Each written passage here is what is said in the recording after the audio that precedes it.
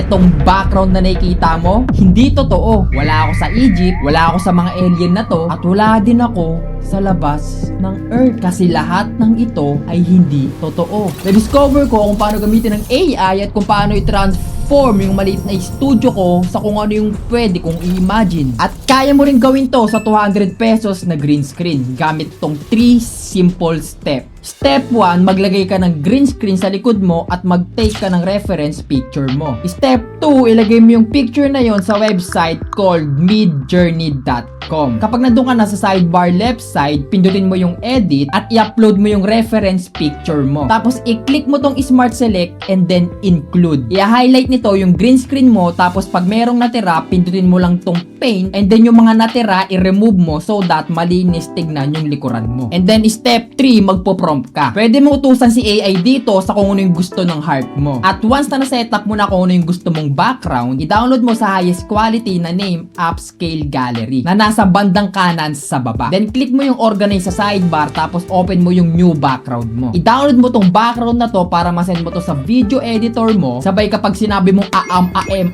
meron ka ng professional background na hindi magbe-break ng bank mo. Kasi 200 pesos lang to. Ang top moment pa dito, mukha tong totoo. Sa sobrang totoo, hindi mo akalain na